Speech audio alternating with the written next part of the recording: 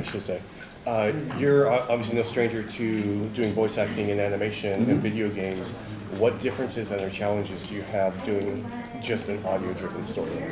Well, I mean, that's it. It's an audio drama. Like, all you have is your voice, and the audience is probably, looking at the car ahead of them or in their kitchen cooking. You don't have, I mean, even in a cartoon, you have the animators who make incredible animation.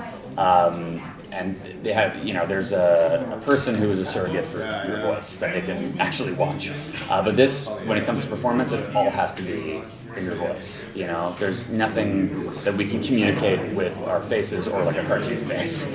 So that was definitely the challenge. But I have a little bit of experience with this. I produce a Dungeons & Dragons podcast that my friends, they created. It's called Hero Club, and yes, that is a plug for Hero Club. But what they do is they basically cut out all the crosstalk of D&D, and they just kind of present it as a radio play. So, I don't know, I spent years doing that with them, and I think that, if anything, that prepared me the most for this project. But also Titus Welliver is an incredible director, so we were in good hands. What drew you to the role of Brian? Like, what was your favorite part about playing him? I like that he's kind of torn between two worlds. Obviously, he has that family history with his dad being a thief. I like that he's trying to, make a new life for himself.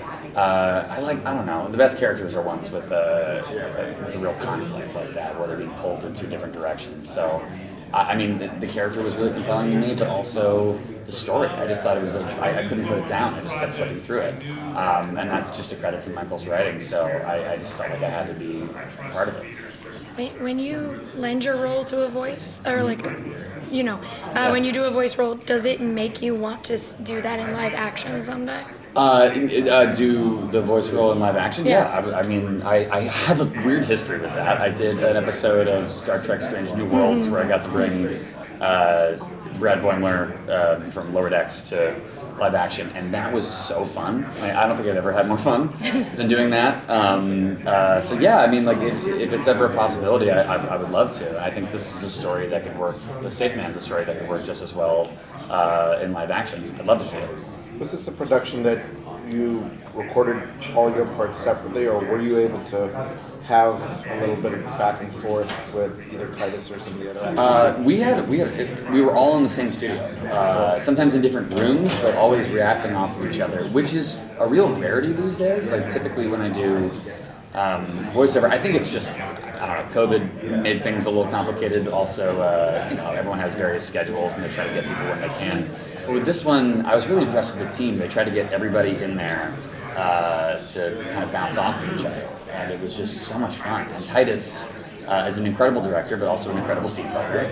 And I got a little too used to it. I want that back. I want to do that more often, because it kind of felt like, like Orson Welles and like the Mercury Theater. Like, it's such a, radio plays are such a cool thing. And I'm glad that the audio drama has kind of brought that back.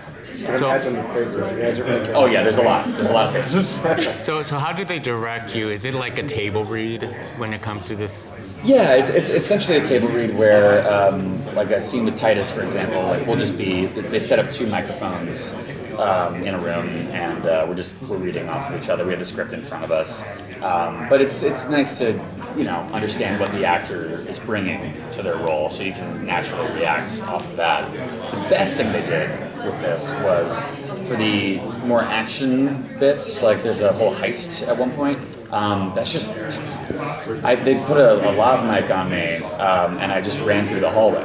They did the hallway of the studio several times throughout the story. It's just me running through the hallways of the studio screaming, and it kind of captures that. Obviously it's not a soundproof booth with incredible audio, but the story lends itself to. There's always a camera recording in our story, right? So it was really cool to. I don't know.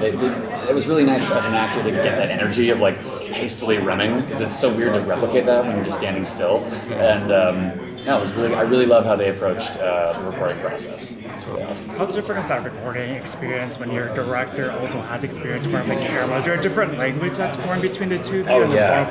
Titus he's such an incredible actor, and he is a real actor's director as well. Like, there's I don't know. You kind of just there's a second-hand nature to it where you already kind of speak the same language, and I always love that. And we became really good friends. Like we still hang out. Like I genuinely love Titus so much. He's so great. Do you appreciate the difference in physicality between something like this and then live action shows that you've done before? Because you don't have to be covered in fake blood. Oh, it's so great. I brought it myself.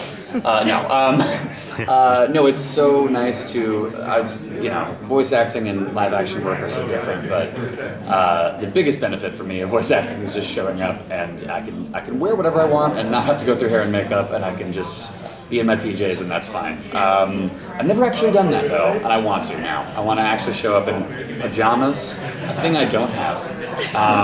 Just like old-fashioned pajamas. I gotta buy some, and I gotta show up in a booth. But no, it is really. But I often find that when I'm doing voice work, I am very physical. Even though no one's gonna see it, I am like. It really helps to move your arms. I almost never sit down.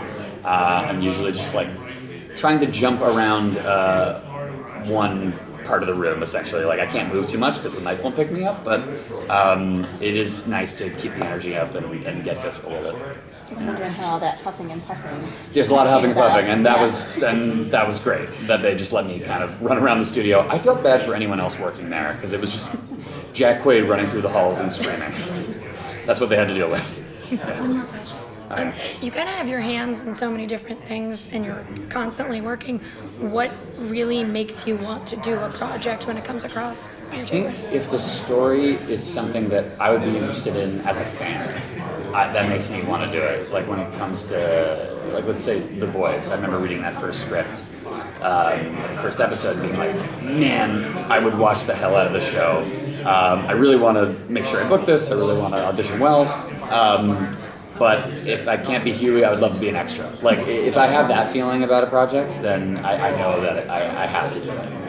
And that just speaks to Michael's writing and how it was such a page-turner. And I was like, I can't not be a part of this. Like, this is amazing. Thank you so much. Thank you.